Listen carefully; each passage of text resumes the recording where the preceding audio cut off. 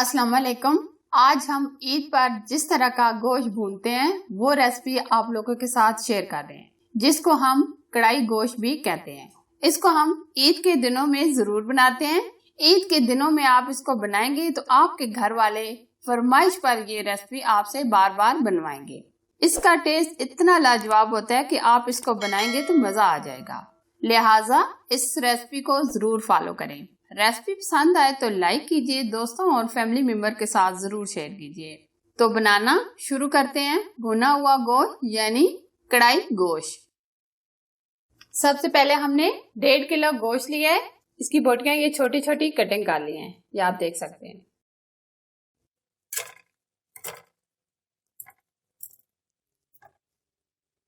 तीन अदद हमने ये प्याज लिए हैं जिनको मैंने रफली कटिंग कर ली है, ये ऐड करेंगे। 2 स्पून हमने भर के लहसुन और अदरक का पेस्ट लिया है।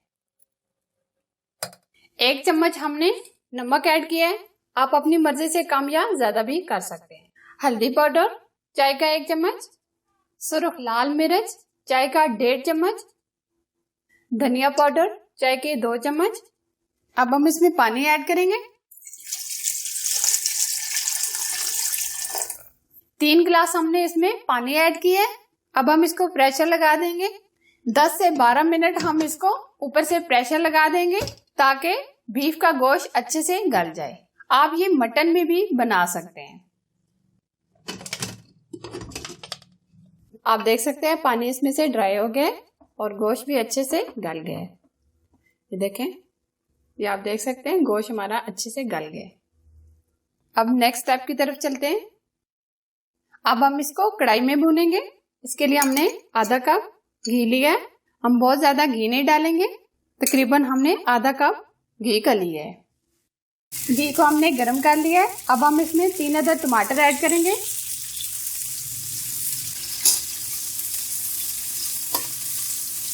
टमाटर को हम सॉफ्ट कर लेंगे।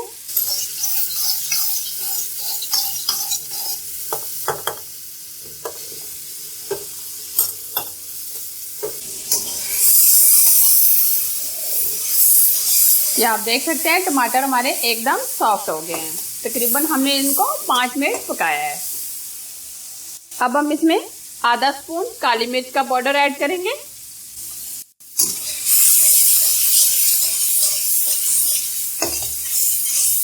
बाकी सारे मसाले हमने पहले से ऐड कर दिए थे।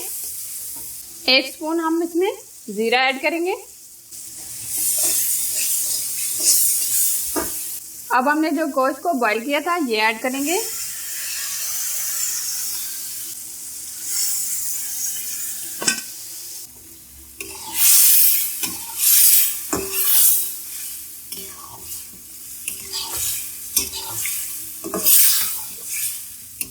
अब हम इसको तकरीबन तब तक भूनेंगे जब तक ये साइडों से ऑयल ना निकले। जो ये एक्स्ट्रा पानी है इसको खुश्क होने तक हम इसको भूनेंगे। साथ ही हम इसको मजीद अच्छा जबरदस्त टेस्ट देने के लिए आधा कप इसमें दही भी ऐड कर देंगे। ये ऑप्शन है, अगर आपको नहीं पसंद तो ना डालें।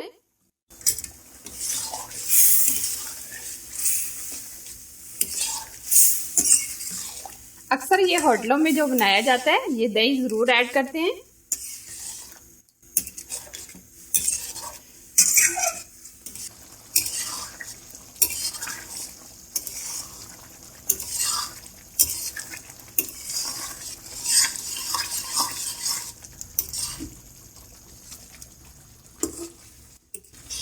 आप देख सकते हैं ये साइड से ऑयल निकलना शुरू हो गया है, बहुत अच्छे से ये भुन गई है। अब हम इसमें 4 से 5 हरी मिर्चें ऐड करेंगे। थोड़ा सा हरा धनिया, कटी हुई अदरक, जबरदस्त, बहुत ही अच्छी खुशबू आ रही है।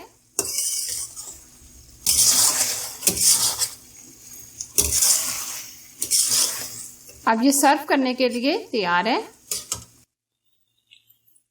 ये देखें, ईद की स्पेशल रेसिपी तैयार है और ये हर घर में ईद के दिनों में जरूर बनाई जाती है। ईद के दिनों में आप इसको बनाएंगे तो आपके घर वाले फरमाइश पर ये रेसिपी आपसे बार बार बनवाएंगे। इसका टेस्ट इतना लाजवाब होता है कि आप इसको बनाएंगे तो मजा आ जाएगा।